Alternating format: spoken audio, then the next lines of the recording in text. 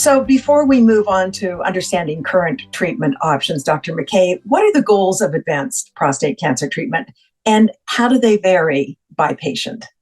Yeah, I do think the goals can vary. I think in my mind, it a lot of times it's making, you know, people live longer, making them feel better. Those are the two salient goals. And if our therapies are not achieving one or either of those two goals, then we need to rethink the strategy.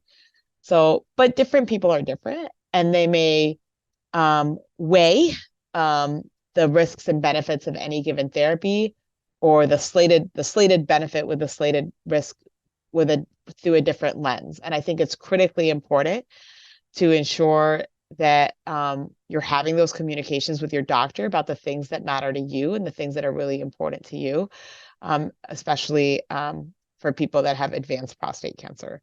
So I think that can help your clinician strategize. Okay, is this an individual who wants the kitchen sink, everything that I can do, even if that means more toxicity, that I'm going to offer this thing? Or is this a situation where, you know what, unless there's data that the kitchen sink's going to work, I really kind of want to temper things and try a approach that's going to be effective, but maybe not associated with that degree of toxicity. So those kinds of conversations absolutely need to be happening. With all the recent advances in treatment, is there a standard approach now to treating someone with advanced disease? And if so, what is it? Yeah, there absolutely is a standard approach. There's guidelines that are based off of the FDA approved regimens of the different agents that can be utilized.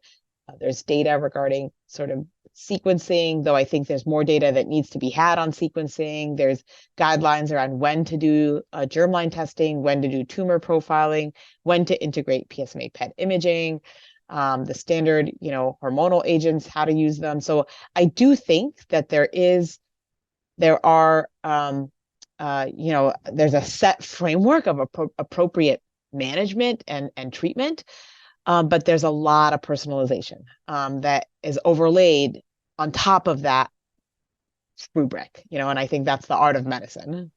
Right. Is there testing to understand if a patient's disease is more aggressive or maybe will respond to a certain type of therapy before you begin it?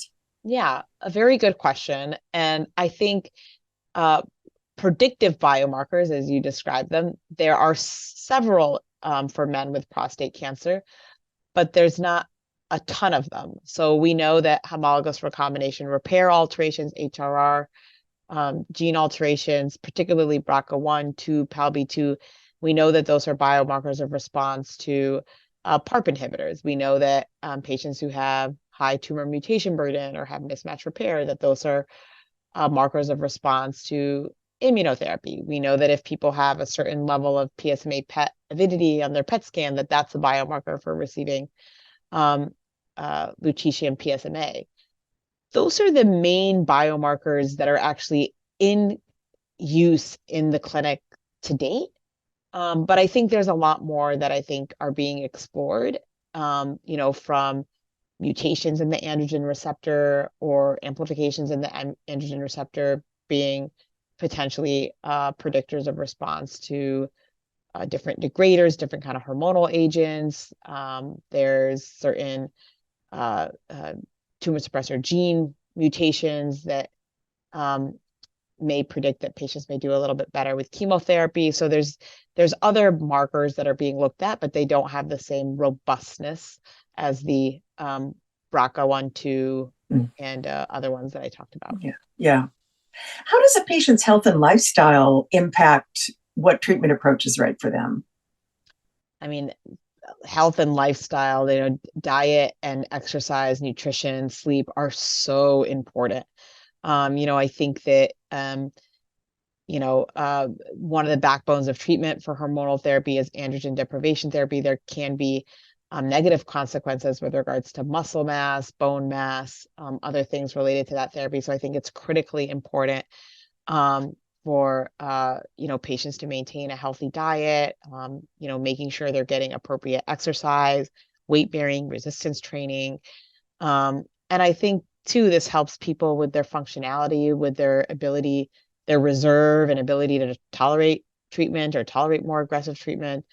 So I'm a, half of my clinic is talking about diet and exercise and how to optimize individual health when people are on therapy. Yeah. Mentally, a good diet and sleep Yes. and exercise is going to be helpful Yes. as well. Um, what about comorbidities? Do they I play a role? They absolutely do play a role. I think comorbidities like cardiovascular disease, diabetes absolutely can play a role. The hormone therapies, patients can have a propensity to gain weight. They can have a propensity to have worsened cholesterol being on hormone therapy, which can then affect somebody's cardiovascular health. And so some of the drugs cause increased hypertension. And so I think understanding the different comorbidities that any individual may have is important in selecting the best therapy. Well, actually, if you've got XYZ going on, maybe I'm going to shy away from this, but lean more towards that. And I think making sure that your physician knows about that and knows about changes that happen along the way. Sometimes, people with prostate cancer, um, many a times they have a long natural history where they're seeing the patient caring the physician caring for them for their prostate cancer over many years, and somebody's medical history when they first saw that individual, it's going to change and evolve over time as different things happen. And so I think keeping your clinician that's caring for you for your prostate cancer informed of all the other non-cancer things that are happening, I think is a really good idea. If you have a fracture, that's actually a really important thing for somebody who's got prostate cancer. Or gosh, my primary care just started me on metformin because they think my blood sugar is a little bit off. These are important things, I think, for uh, clinicians to know about. Yeah. It's all about communication, isn't it? Absolutely. Yeah. You don't worry about oversharing. Yeah.